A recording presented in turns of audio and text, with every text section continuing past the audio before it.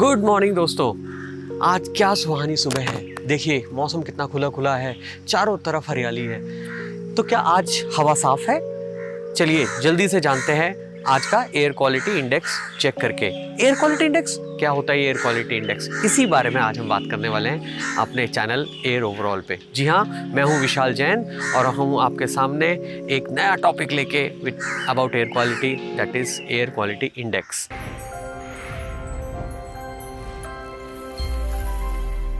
जैसा कि हम जानते हैं कि ज़मीन और पानी के साथ साथ साफ हवा भी हमारे लिए बहुत ज़रूरी है। पिछले गुजरे कुछ सालों में डेटा कलेक्शन के ऊपर बहुत सारा काम हुआ है। बहुत सारी ऑर्गेनाइजेशंस और सरकार मिलके एयर क्वालिटी का डेटा कलेक्ट कर रहे हैं। But data is a data.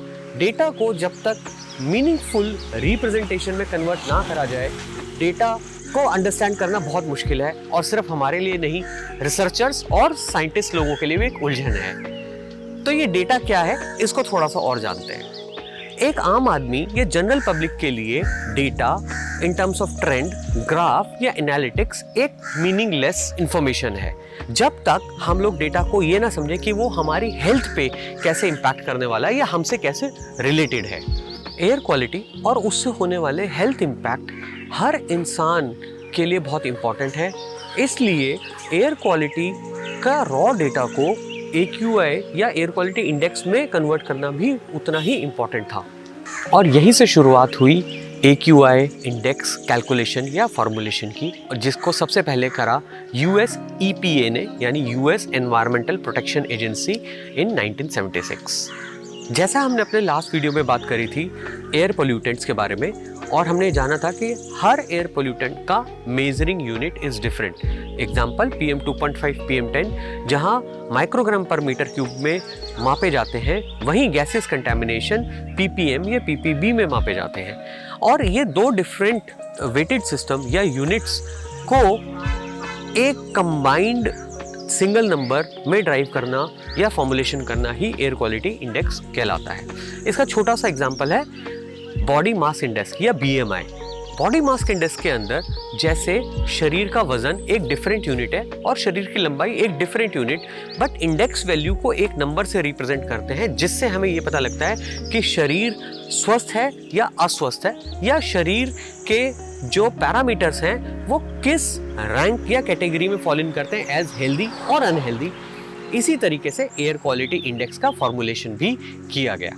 IIT Kanpur और सेंट्रल पोल्यूशन कंट्रोल बोर्ड ने मिलकर इसके ऊपर काम किया और 2009 में पहली बार एयर क्वालिटी इंडेक्स के पैरामीटर्स को रिलीज करा गया।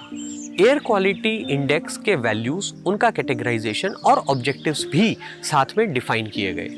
एयर क्वालिटी इंडेक्स के वैल्यूज को 6 कैटेगरी में डिवाइड किया गया, जो है good, satisfactory, moderate, poor, very poor and severe category. और साथ में जो 6 एलोकेशन ऑफ ऑब्जेक्टिव्स किए गए वो है resource allocation, ranking of locations, enforcement of standards, trend analysis, public information and scientific research.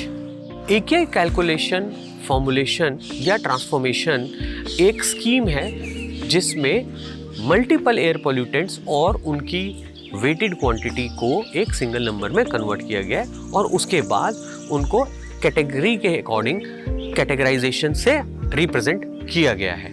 For an example, अगर आज का AQI 304 है तो इसका मतलब वो वेरी पुअर कैटेगरी के अंदर फॉल इन करता है। कैसे समझते हैं? जैसे हमने अभी जाना कि 6 कैटेगरीज में AQI इंडेक्स का रिप्रेजेंटेशन किया गया है, तो अगर वैल्यू 0 से लेके 50 आती है through the calculation of different air pollutants, तो उसे गुड माना गया है।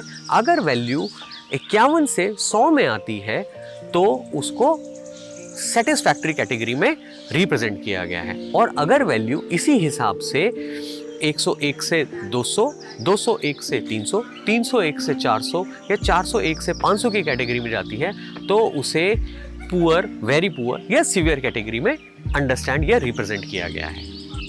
अब इस न्यू ट्रांसफॉर्म्ड AQI स्कीम में कौन कौन से पोल्यूटेंट्स को लिया गया है, आइए उसको भी जान लेते हैं। ये पोल्यूटेंट्स हैं PM2.5, PM10, carbon monoxide, sulphur dioxide, nitrogen dioxide, ammonia and lead. But क्या हमें AQI को कैलकुलेट करने के लिए सारे 8 पैरामीटर्स या पोल्यूटेंट्स की जरूरत हो पड़ती है? इसको भी सिंप्लीफाई करने के लिए एयर क्वालिटी फॉर्मुलेशन या ट्रांसफॉर्मेशन स्कीम के अंदर डेफिनेशन दी गई है, which is 3 pollutants is minimum required, जिसमें आपका 1 पार्टिकुलेट मैटर और 2 गैसियस कंटैमिनेशन मैटर्स को लेना ज़रूरी है। यानी अगर आप AQI कैलकुलेट कर रहे हैं तो आपको PM2.5 या PM10 में से 1 पॉल्यूटेंट और गैसियस कंटैमिनेशन में से 2 पॉल्यूटेंट्स को लेना ज़रूरी है to calculate the right AQI level. AQI formulation या ट्रांसफॉर्मेशन स्कीम में जो हमें नंबर रिप्रेजेंट होता है उसके साथ एक और वैल्यू भी अपीयर करी गई है, जो कि मेजरली कंट्रीब्यूटेड पॉल्यूटेंट या इन्फ्लुएंसर ऑफ AQI पॉल्यूटेंट है, उसका डेफिनेशन भी।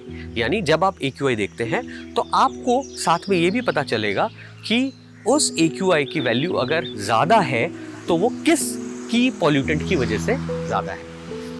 तो आज आपने जाना कि एयर क्वालिटी इंडेक्स क्या होता है, इसकी शुरुआत कहाँ से हुई और इसको कैसे कैलकुलेट करते हैं और इसके ऑब्जेक्टिव्स या आउटकम्स क्या हैं। आई होप टॉपिक आपको पसंद आया होगा और भी ऐसी बहुत सारी जानकारी लेकर आपके सामने आ रहा हूँ अपने इस चैनल एयर ओवरऑल पे, तो सब्सक्राइब करें और बने रहें। Thank you.